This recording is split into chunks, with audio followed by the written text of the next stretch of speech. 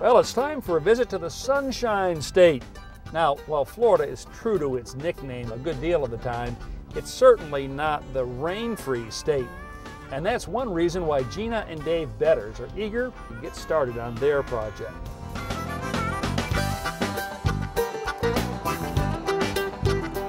Hi, Ron. Hey guys, how are you? How you doing, Great. Gina? Yep, Gina Bednarz. Nice Hi, to meet Gina. you. Dave, how Nice are to you? meet you.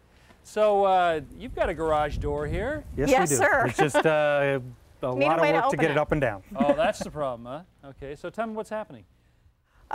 Well, we don't have an opener on it, and so what happens generally, sometimes in a rainstorm, I've got to get out of the van, go around the front of the house, go inside, come out the garage, get back in the van, pull the van inside, get out of the van, close the door. I'm tired already. It's kind of a long process, so we're looking to shorten that a little bit. Okay, so you got the garage door opener. Yes, sir. Okay, Yep. so we're gonna put it up. Excellent. You know your garage door is the heaviest moving object in your house? So before we start to install Dave and Gina's opener, we're going to take a few minutes and make some safety checks on this door and also make sure that it's operating properly. Okay, Dave, can you pull that door up there?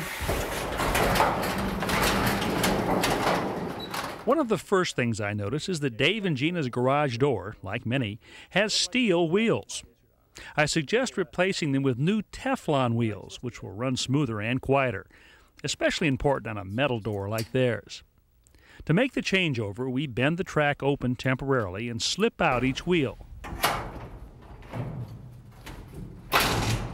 Then pull the wheel from its mounting bracket and replace it with a Teflon version. The wheel is then slipped back into the track. When all the wheels on one side have been replaced, the track is simply bent back into its original shape. Yeah, it's pretty well back in. Next, we take a moment and oil the hinges. 1 or 2 drops on each pivot point will keep a roll-up door squeak-free and operating effortlessly. The final step in our garage door tune-up is to tighten all the nuts, bolts, and screws. A sectional garage door, especially a wooden one, can weigh up to 1,000 pounds. Now, that's way too much weight for you to lift up yourself, so they use torsion springs like these up here to do that lifting for you. Now, these springs are adjustable, and here's a simple test that you can do yourself to see if they're adjusted properly. Lift the door all the way up and then pull it down about a foot. Let go of it, and it should go back up by itself. Then pull it halfway down. Release it, and it should stay put. Bring it all the way down to within about a foot of the floor. Let go of it, and it should gradually go to the bottom. This one is not, which means that that spring up there probably needs some adjustment, but that is a job for a professional.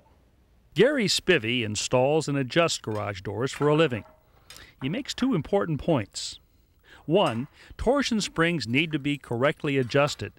Too much or too little tension can damage garage door openers and be downright dangerous if you're opening and closing the door manually. And 2, never attempt to do this job yourself. If the energy stored in these coiled up springs is unleashed accidentally, it can cause serious injury. The heart of a garage door opener is the drive unit. In it, there's a motor that moves a chain or drive screw to pull a carriage or traveler along a track. The carriage connects to the door with a bracket that allows the motor to raise and lower the door. Here's the motor, Okay. and here's the rail. The track comes in sections. I attach the first section to the drive unit.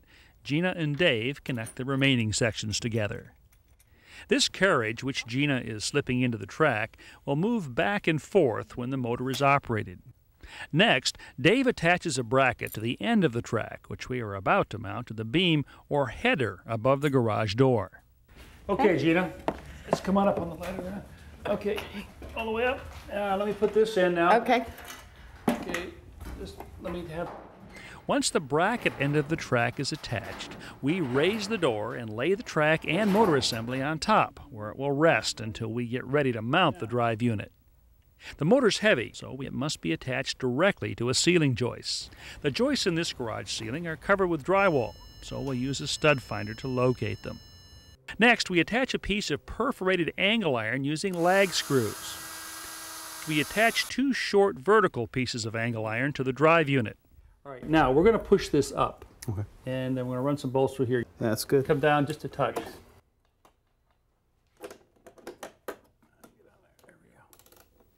Once the bolts are tightened, the motor and entire track assembly is supported in place. To conceal the wire running to the wall switch, we poke a small hole in the ceiling. Then Dave heads up into the crawl space while Gina feeds the switch wire through the hole. Can you see where the hole is? Yeah, I got it. I got the flashlight on it. Okay, I'm going to send up the wire. Over near the wall, we make a second hole. Okay, go ahead and take it back Gina out. inserts a coat hanger to help pinpoint the spot. Okay, I got Dave it. attaches the wire to the end of the coat hanger, and Gina pulls it back through. Next, we attach the end of the wire to the switch and snap it onto the base plate. Garage door openers, especially older ones, are potentially hazardous, even fatal to small children and pets that might get trapped underneath them. That's why all new garage door openers come with these infrared beams. If anything breaks this beam, the door on its way down will stop and immediately reverse before there's any contact. The sensors are typically located on either side of the door, about 6 inches from the floor.